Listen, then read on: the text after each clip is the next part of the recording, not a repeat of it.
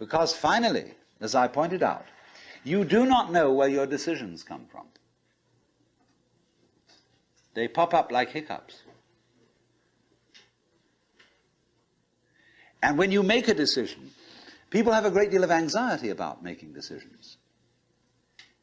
There's this guy farmer, who ordered a help man to come in, and found he was an extraordinarily efficient worker, because the first day he put him on sawing logs. And he sawed more logs than anybody had ever sawed. It was fantastic. But it was all done in one day. So the next day he put him on to mending fences. And there were all kinds of broken fences around the farm, and in one day he had the whole thing done. So he thought, what am I going to do with this guy?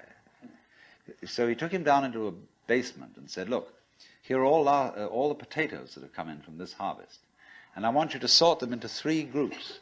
Those that we sell, those that we use for seeding, and those that we throw away. So he left him at that. At the end of the day, the laborer came back and said, well, that's enough, mister. I quit. Oh, he said, you can't quit. I've never had such an excellent worker. I'll raise your salary. I'll do anything to keep you around here. I said, no. It's all right mending fences and chopping wood, but this potato business is decision after decision after decision after decision.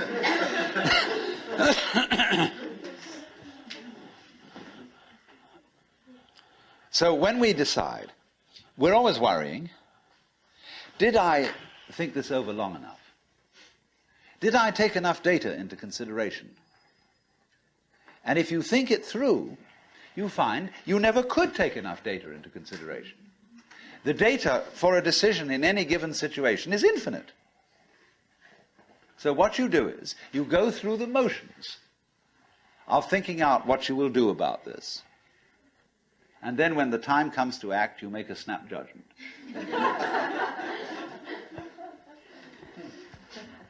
I mean, I'm speaking a little extremely, making some fun of it and so on, because after all, we do occasionally get the vague outlines of things and make a right decision on rational grounds. But we fortunately forget the variables that could have interfered with this coming out right. It's amazing how often it works. But warriors are people who think of all the variables beyond their control and what might happen. So then when you make a decision, and it works out all right,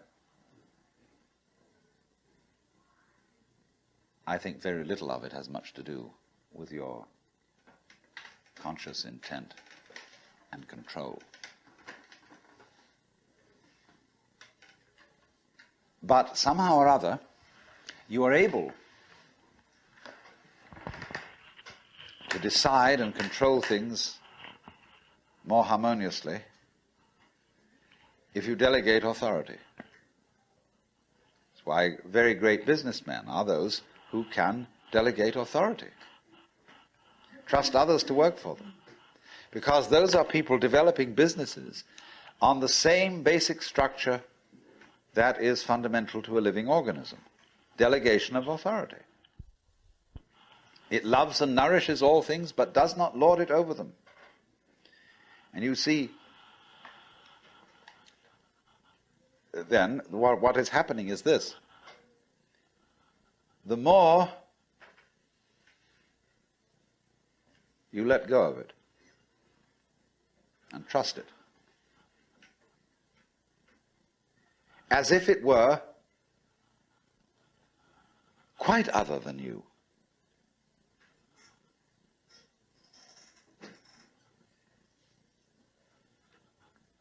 the more you realize the inseparable identity of self and other.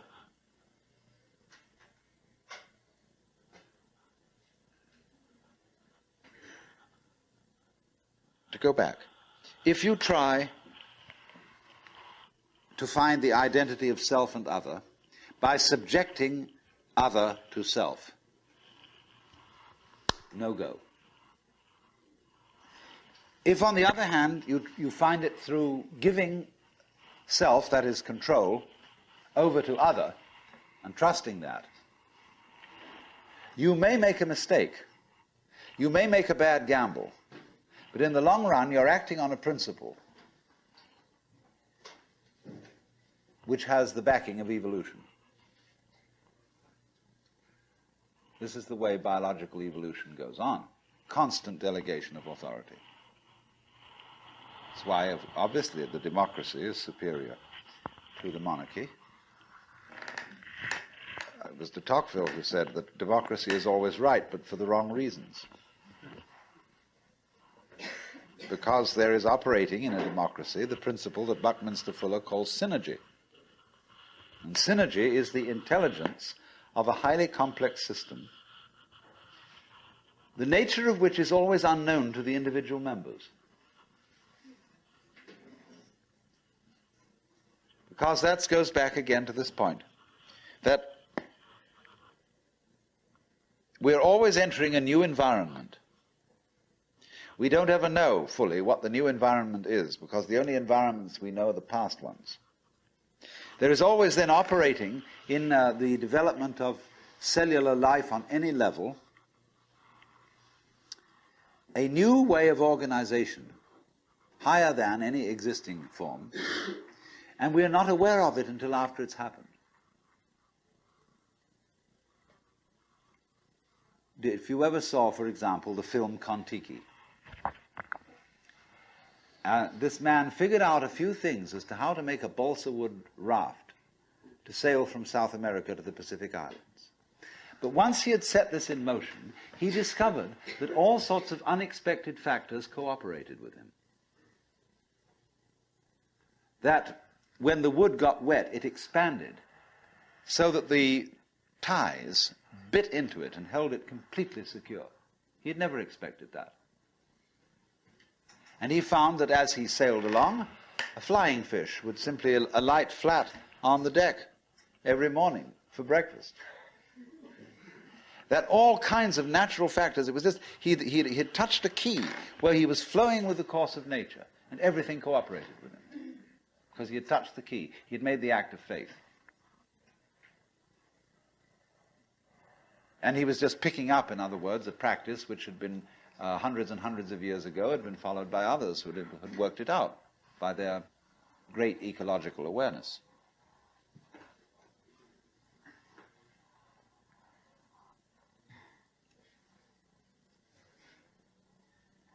So we do come out of this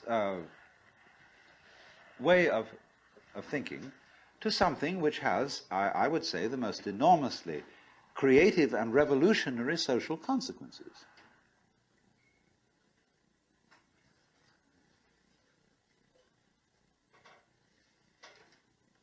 That it has become not virtuous, not self-sacrificing, not anything like that. It has become the hardest practical politics to let go control to others, to give up trying to dominate the scene.